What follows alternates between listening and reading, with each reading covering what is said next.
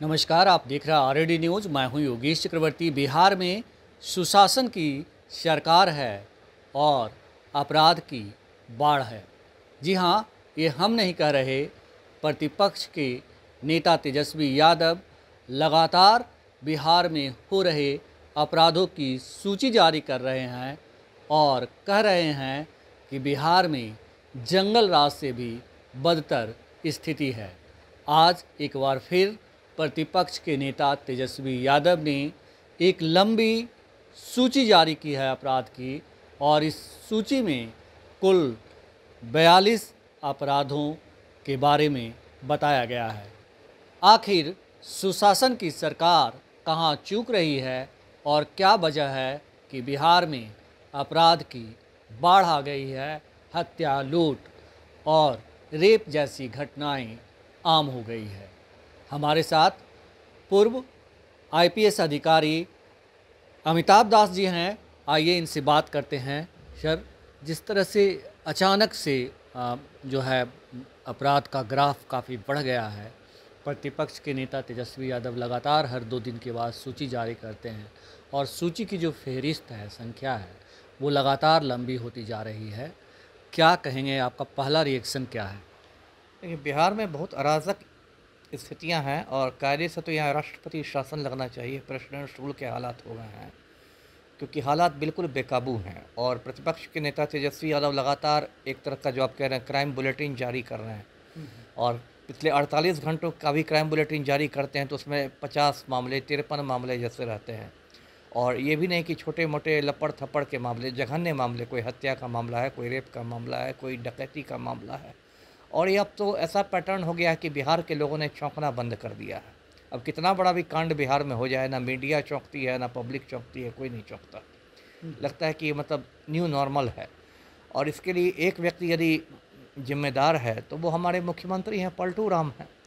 अब मैं दर्शकों को दिखाता हूँ, ये हमारे मुख्यमंत्री हैं पलटू राम। इस तस्वीर में देख लीजिए, सुशासन का ढोल बजाते हैं, कहते हैं कि हम ना किसी को फंसाते हैं, ना हम ना किसी को बचाते हैं, कानून अपना काम करेगा। और कहते हैं कि क्राइम पर हमारा 0 टॉलरेंस, मतलब हम बिल्कुल नहीं बर्दाश्त कर सकते अपराध को। और इस तस्वीर में देखिए, पलटू राम आज्ञाकारी चपरासी के रूप में माफिया डॉन अनंत सिंह के सामने खड़े हैं। और आज की तारीख में अनंत सिंह बेऊर जेल में बंद है, लेकिन पलटू राम के आदेश पर अनंत सिंह को सारी सुविधाएं जेल में मिली हुई है। मोबाइल की सुविधा मिली हुई है और मोबाइल पर पूरे गिरोह का संचालन करता है। उसका गिरोह पूरा एक्टिव है और पटना में बहुत ज़्यादा एक्टिव है उसका गिरोह। और उसकी पत्नी नीलम देवी विधायक है मोकामा की, उससे डेली वो बात करता है 4 बार। और बिहार के जो आईएएस आईपीएस अधिकारी लोग हैं, ये लोग मर्दाना कमज़ोरी के शिकार हैं। ये इतने कमज़ोर हो गए हैं, इतने स्पाइनलेस हो गए हैं, नपुंसक हो गए हैं, नामर्द हो गए हैं कि किसी आईएएस आईपीएस की औकात नहीं है बिहार में अनंत सिंह को टच करने की, अनंत सिंह के खिलाफ एक्शन लेने की। ना मुख्य सचिव की औकात है, ना गृह सचिव की औकात है कि अनंत सिंह को वो दिल्ली के तिहाड़ जेल भिजवा दे। जबकि मैं शुरू से कह रहा हूँ कि जब शहाबुद्दीन को तिहाड़ जेल भेजा जा सकता था, वो भी एक क्रिमिनल था, तो अनंत सिंह को क्यों नहीं भेजा जा सकता है। लेकिन चूंकि पलटू राम अनंत सिंह के गिरोह में शामिल है, अभी सबने देखा, दर्शकों को मैं याद दिला दूँ, मई महीने में किस तरह लोकसभा चुनाव के समय अनंत सिंह को पैरोल पर छोड़ दिया गया, 15 दिनों के लिए बाहर लाया गया, जिससे कि वो मुंगेर में ललन सिंह की मदद कर सके। तो ऐसा नंगा नाच चल रहा है बिहार में।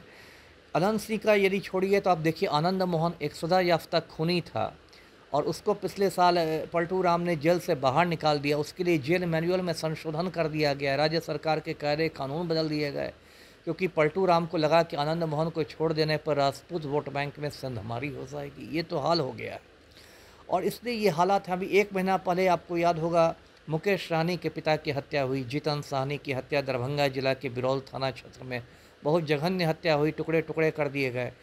पूरा राष्ट्रीय स्तर पर सुर्खियां बनी, देश भर में हंगामा मचा। उसके बाद पलटू राम ने आनन फानन में एक उच्च स्तरीय बैठक बुलाई कानून व्यवस्था की समीक्षा करने के लिए, जिसमें बड़े बड़े तोप लोग शामिल हुए।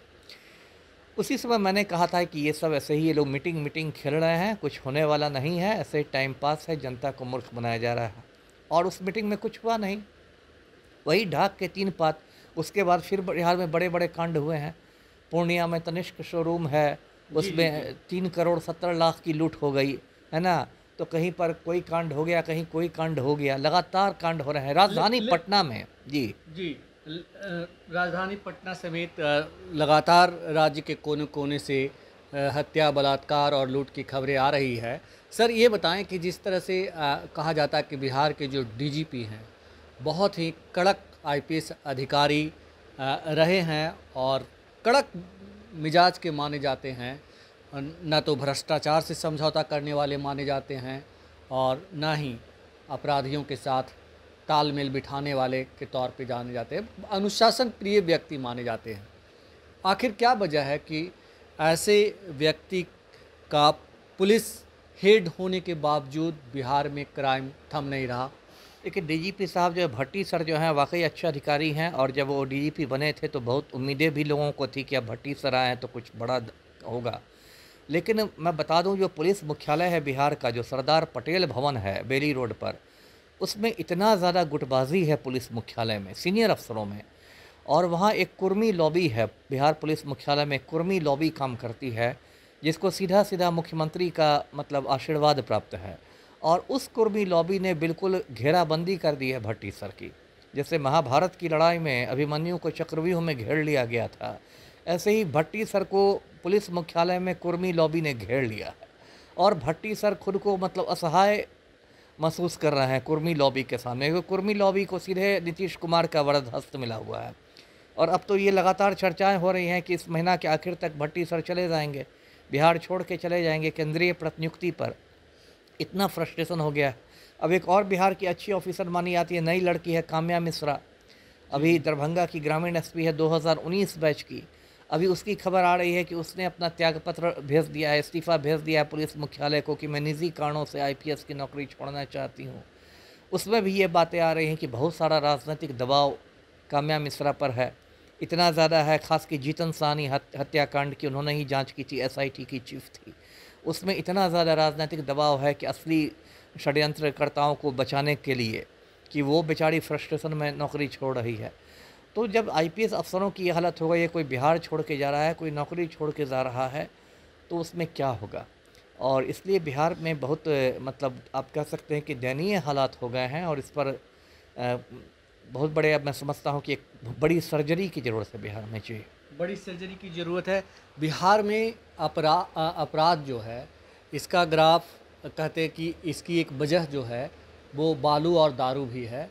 क्या जो दारूबंदी है, शराबबंदी है और बालूबंदी है, ये बिहार के लिए अभिशाप की तरह है? नहीं, शराबबंदी जो 2016 में नीतीश ने किया वो तो पूरी तरह फेल हो गया है ना। मतलब उसके बाद एक शराब माफिया पैदा हो गया है बिहार में, और जो भ्रष्ट पुलिस वाले हैं समझिए कि माला माल हो गए हैं। आज बिहार में ये स्थिति है कि यदि आपके पास पैसे हैं और कॉन्टैक्ट नंबर है तो किसी भी ब्रांड की दारू बोली आपके घर पर पहुंच जाएगी। और ये स्थिति बस राजधानी पटना में नहीं है, छोटे छोटे शहरों में है, कस्बों में है, इतना बड़ा शराब माफिया। वही हाल बालू का है। जब झारखंड बना था बिहार से अलग होकर तो लोग मजाक में कहते थे कि बिहार में बस दो चीज़ें बच गई अब, लालू और बालू। तो बालू माफिया का भी वही हाल है। मतलब बालू माफिया की ऐसी हिम्मत मतलब बन गई है।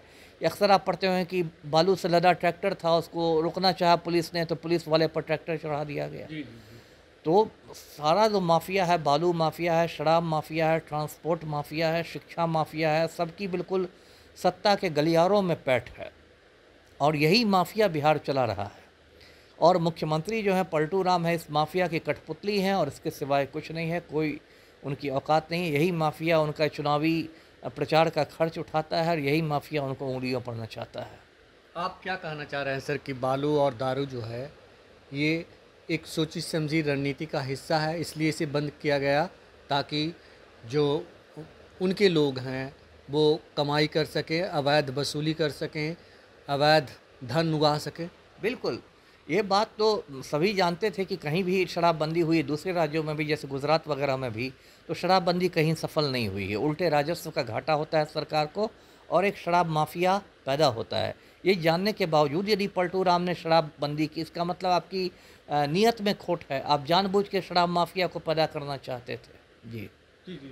आपको लगता है कि मतलब शराबबंदी की वजह से जो है बिहार को नुकसान हो रहा है और कई लोग जो होते हैं वो इसलिए नहीं शराबबंदी के विरोध में बोलते हैं कि इससे आम लोग, आम खास करके महिलाएं जो है भड़क जाएंगी।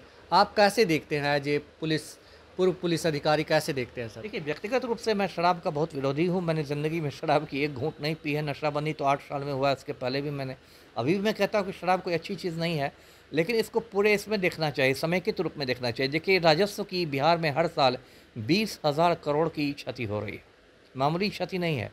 ये हिंदुस्तान का सबसे गरीब राज्य है और यहाँ नशाबंदी के बाद आपको 20,000 करोड़ की क्षति उठानी पड़ रही है। और ये पैसा जो है 20,000 करोड़ किसी न किसी रूप में दूसरे की जेब में, गरीबों के लिए हो सकता था, गरीबों के लिए अस्पताल बन सकता था, स्कूल बन सकते थे, सड़कें बन सकती थी। 20,000 करोड़ कोई मामूली रकम नहीं है।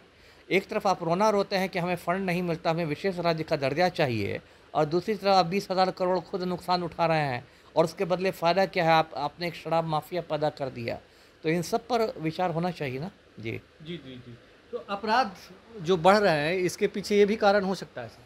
हाँ, सबका मिला-जुला कारण है। देखिए, सबका मिला-जुला कारण है। जो शराब माफिया इतना शक्तिशाली हो गया है कि वो सरकार को ही नचा रहा है ना? सरकार को नचा रहा है। बालू माफिया इतना शक्तिशाली है, सरकार को नचा रहा है। तो जब माफिया ही सत्ता में घुस जाएंगे तो फिर कौन नियंत्रण करेगा अपराधों पर? इसलिए तो आज की तारीख बिहार में है कि माफिया सत्ता चला रहे हैं और आम आदमी पर, शरीफ आदमी पर सर्जिकल स्ट्राइक हो रहा है। मतलब सर आप ये कह रहे हैं कि बिहार में सुशासन की बात बेमानी है? कचरा है। अब तो सुशासन की बात पर हंसी आती है।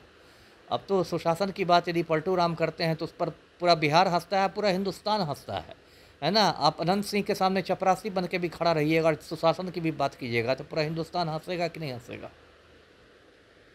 तो ये थे पूर्व आईपीएस अधिकारी अमिताभ दास जी, जिनका साफ कहना था कि बिहार में सुशासन अब एक शर्मिंदगी वाली बात हो गई है, लोगों के लिए हंसी की बात हो गई है, क्योंकि मुख्यमंत्री कुछ उसी तरह का व्यवहार कर रहे हैं जैसे मुंह में राम बगल में छुरी की बात होती है।